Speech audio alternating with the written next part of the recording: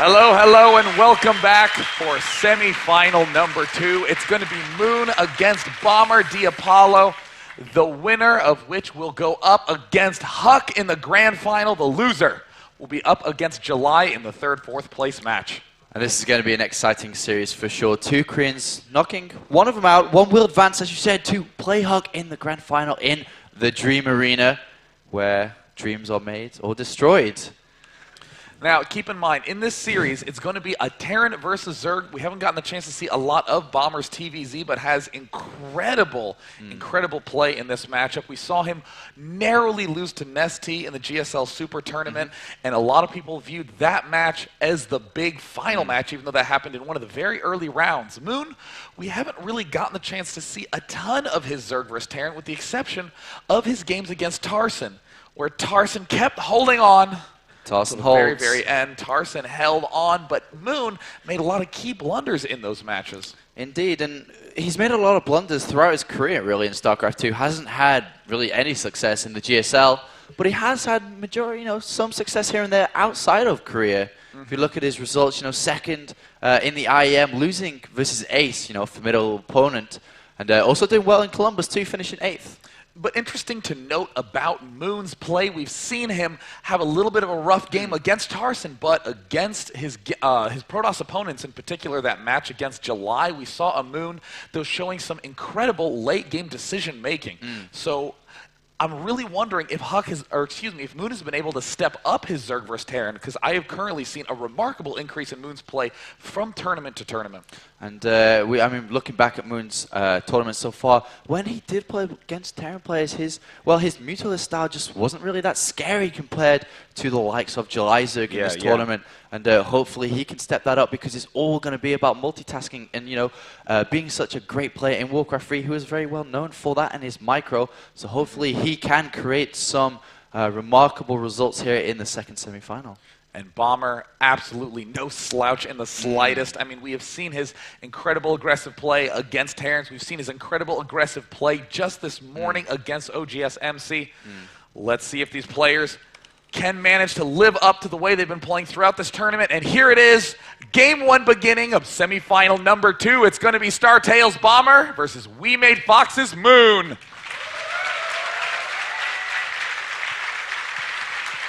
Code A champion Bomber versus the Warcraft 3 legend, now full-time StarCraft 2 player. And the first map is going to be on Terminus. And in the left position, we have one of the legends of Warcraft 3, known as the 5th Race. If you would like to see a PVZ final, give a cheer for We Made Fox's Moon. And in the south position, we have one of the most tactically brilliant players to grace the game of StarCraft 2. If you'd like to see Bomber go up against Liquid Huck, give a cheer for StarTale's Bomber. And Bomber, relatively unknown a few months ago, then came out of nowhere to win Code A and is now regarded as probably top 5 in the world right now, compared over to Moon, as you said, Warcraft 3 legend, now full-time playing StarCraft 2. And looking at these two players head-to-head, they've never played before. Because of Moon not having so much success in the GSL, hasn't had the opportunity to play against Bomber, and in the foreign tournaments, neither of them have met before. And this is the first time we'll see this engagement and who will come on top and who will be facing Team Liquid's Huck in that final. There's a great storyline from Bomber, the only Terran left in this tournament. Terrans performed worst of all the 3 races. If Bomber could come out strong again, that would be another impressive win. We've seen a lot of weird results from Terrans lately. In MLG, only 1 Terran in the top 8, and that was the champion, MMA. Yet in the GSL, there's been so much Terran success. And it's really a clash of styles, and that personally to me is one of the greatest things about all these international tournaments, is that we do actually get to see these clash of styles. There's the barracks going down for Bomber. We see, interestingly, a fast refinery tech going down. This map, not the best for 2 racks given the gigantic distances, but also keep in mind that this is one of the most early expand friendly maps ever, in particular because of this easy to take third, but it looks like Bomber, going to be going for a little bit of a tech focus build. Look at this, Apollo already rallying that first Marine to his opponent's base. First going to kill off that scouting drone. Yeah, get rid of that drone, chases out, and then might be able to do a bit of pressure. We do have one SCV already on the way down to go ahead and scout Moon. And Moon going for, well, hatchery first, then extractor, then spawning pool after that. So spawning pool will be delayed a bit, but going for that extractor before it will enable him to get that Zergling upgrade, the speed upgrade, and so he can have a safe amount of Zerglings out in the near future. Moon now continuing to nibble away at that SCV, see if he can pick it off before it gets too much information. There's the factory going down for Bomber, not going to be going for a Reaper expand. Interestingly, planting that second refinery down, so we may very well not see a double heli in play unless Bomber wants to follow it up with a fast Banshee. And as you said, he's got the second refinery only just now going into it. We'll have to see what he decides to do. And the way that Moon's third base is situated in the south location, it's going to be very easy for Bomber to go and harass. And it's going to be vital for Moon to have overlords on the outskirts of Bomber's base and on the outskirts of his third base to actually see if any drops or any Hellion drops or maybe even Banshees come into play. And we are going to see a Hellion come down first and then a Starport being followed up. Oh, wow, Bomber. Oh, my God, going for a 2 Starport play? Ooh. We have not gotten the chance to see this style. Only Show recently has been using it quite a bit, and it looks like, uh-oh, Moon getting a little bit of disorganization with those Zerglings. It looks like he will pick off one of those Marines, but Bomber doing some excellent control, picks off 1, 2, 3 Zerglings. It looks like he might be able to clean this up. Moon gonna have to build more Zerglings. Definitely gonna strengthen this eventual push with the 2 Port Banshees. Yeah, and it's kind of slowing down Moon's play because he's having to build so many Lings. Look, 10 Lings now about to be out. And with this Hellion 2, it's going to be kind of hard because speed not quite done. Very close to finishing. In the meantime, these 2 Starports both have Tech Labs on, and we're going to see a lot of Banshees out now. Looks like, oh no, the Queen at 39 health. Moon making nothing but Zerglings, is aware of the threat, throwing down the Evolution Chamber. Speed done now. Moon will be able to clean this up. So Moon suddenly safe from ground, but that was never Bomber's intention to win that way. Uncharacteristic sloppiness from Bomber, building 2 Banshees at the same starport. Oh no, there he is, finally building a second one. He may not even realize that he has that second one queued up. And in comes this Overlord Scout, and there are no Marines to be made, actually, and it's only halfway in production. Will Moon turn around or just continue with it? And it looks like he has turned left, has seen the first starport, and is building 1 spawn crawler on the natural here, but there are 2 sets of Banshees on their way out. This is a very uncommon situation where an Overlord gets to fly in the base for a leisurely stroll and then begin to mosey his way out. This Overlord might be able to sneak away if Bomber doesn't micro it aggressively forward. We do see a lot of Lings positioned to do a counterattack. The Overlord still continuing to make its way out of the base. If this Overlord got away, that would be so funny. Apollo, I would laugh and laugh, but no. Bomber is scooting that Marine forward, and it looks like, oh, he does manage to take it out. These Lings in the middle of the map are going to scout these 2 Banshees. Another Spore Crawler was added in the main, and a second one in the main also. And it looks like, well, the Queen is actually on quite low health because of that early harassment. Might be easily picked off, though, but these Spore Crawlers are in great locations. Oh my gosh, it looks like Bomber is trying to get into a good position, trying to isolate any Queen that he can. Oh no, Moon loses the Queen, but Moon going for the reverse all-in, trying to stop this sort of aggression. It looks like, uh-oh, 5 Banelings rolling up the ramp, and there they managed to kill off both depots. Bomber now supply blocked. We have the Zerglings rushing into the main. The 2 Banelings advancing forward. Oh my god, oh no. Sean. Oh no, it looks like the Banelings trying to track down these SCVs. 1 Baneling falls, 2 Banelings fall, but oh, the SCVs take a trip by the Banelings morphing in. I cannot believe Moon is getting this early advantage. And while all these SCVs are going down, looking at the SCV count now, 10 versus 25 drones, even more SCVs going down, 9. Will he be able to get off another one? Indeed he does. 7 SCVs remaining, and 25 more, and so many more Lings streaming in. Look at the number of Zerglings rallied in by Moon. He has Zerglings stretching all the way back to his main. We see the Zerglings now making their way in. Banelings getting more, but it's the Zerglings that are going to be the threat in this game. Nothing but Banshees getting produced by Bomber. In the unit counting station, we see that there are only 7 SCVs remaining. It looks like Bomber is in a terrible spot. His 2-port Banshee play could have been so successful, but no, will not be able to withstand the Zergling pressure from Moon. And oh my gosh, 8 SCVs remain for Bomber.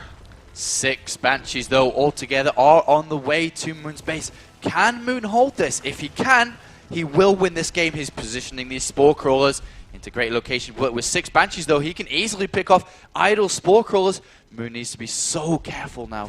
Oh, and there he is rushing forward. The Spore Crawler's falling so fast he loses the weakened Banshee. But there it looks like he will not be able to get the Queen and just target firing the hatchery. Look at the Queen gets taken down, and now a Spore Crawler does pop up on the right. Another Queen arrives. Spore Crawler's out of range, 2-shotting that. And it looks like Moon now rallying Zerglings to the bottom. Expansion, generally you see Banshees used for cloak, but here it's all damage output, and the main gets taken down. Bomber might make a miraculous comeback. Another Queen goes down. Another Spore Crawler going down as well. Lings are on the front of Bomber's base, but he has completed the wall off. And these Banshees going to kill this other hatchery. Oh no. My god. Oh no, Bomber target firing, not worried about the Queen. We see that the Spine Crawlers are trying to burrow, and Bomber target firing one of the Spore Crawlers. The Spore Crawler does take it down. 2 more going down to burrow from the main. We see, oh no, he takes out the Queen. The only remaining hatchery of Moon. Will he have a total collapse right now trying to burrow the Spine Crawlers? Spore Crawlers do manage to land, and he only gets a few shots off before it falls as well. Only 300 hit points left alive on that hatchery. Oh, it's going to go down, Sean. Oh! And he doesn't even have enough money to rebuild the hatchery. That's it. He can't do anything, and there's no way he can bust the front of Bomber anymore. He has a Banshee in red health there. He has 2 Banshees, sorry, Marines and a Hellion. Oh my god, actually he does have enough money to build that 1 hatchery inside the main there. But oh my god, I can't believe Bomber's actually come back into this. Oh no, Bomber having all these Banshees. Look at that, and there's the good game. Bomber with the incredible response. Almost inviting those Zerglings and Banelings into his main, because if Bomber can kill all those off, it means that Moon will not even have enough money to make any sort of anti-air defense. That was a crazy response by Bomber. And I'm trying to just think about where Moon made the biggest mistake there, and it's hard. I think that counterattack was ideal. I think that's the best thing to do against that style. And you just crush through. And he had so much time on 2 bases to build a lot more Spore Crawlers, and you have to realize at that point, as long as I defend, I don't mind if I build 10 plus Spore Crawlers. As long as I defend, I've won this game, because I have 2 bases full of drones. Unfortunately, losing your main, then losing that natural, knocking him out of that first game. But we are going to go ahead and get to that second game. But Bomber, excellent. I mean, you have to think about how unusual it is to use non-cloaked Banshees in huge numbers early on. With just 6 Banshees, that's nearly 150 damage per volley. So that allows him to 2-shot Queens. And even though there were Spore Crawlers positioned all around the base, you almost need 2 Spore Crawlers touching one another to be able to repel that force. We saw that Bomber was taking on burrowed Spore Crawlers, dealing massive amounts of damage, getting an extremely, extremely strong counter response. And I think there were a couple of micro errors as well on Moon's behalf too. Losing Queens quite easily at the beginning when that rush first started off, losing 2 Queens very easily. And could have kept them alive. And if he had have kept them alive, the count would have been much larger. He could have attacked alongside the Spore Crawlers. And I mean, we're playing the guessing game now, but it looked like he may have well had defended that.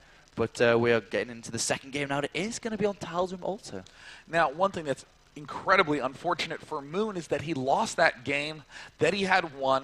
He did a ton of damage but needed to overproduce those Spore Crawlers. Now going into game 2, he has no idea how Bomber's going to play out the late stages of the game, or even how his build was supposed to transition. He saw this very unusual opening, killed almost all the SCVs, and then it closed the game pretty short. So Moon is not going into this game with really any information on how to change his response to play against Bomber appropriately. And Moon not really knowing Bomber's style too well. They've never played against each other before, and that was a sure surprise. I mean, nobody expected a 2-port Banshee like that. And it is very strong indeed, but he just didn't have enough defense out, unfortunately.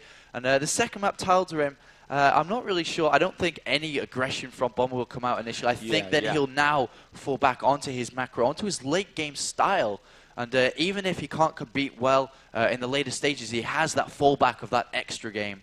Now, one of the big strategies that Bomber has used repeatedly on Tal'Darim Altar is getting a very fast 3 command center build. You end up taking a huge fallback in overall supply count when you do that, but this allows Bomber to not only mule to get more resources for the mid game, but also lift and take a very fast third. And it's Bomber who's been doing the ridiculous 3-base aggression. I have only ever seen him lose to Nesty on this map. And it actually, interestingly, looks like Bomber is re-watching the replay of the game that he just played, either to try to figure out where he went wrong, how he could have readjusted, or to just go, yeah, man, that game was awesome. I think well, I'm trying to think from Bomber's perspective. I think it was like, I should have lost that game. That didn't work out so well, and actually identifying where the errors were, as you said.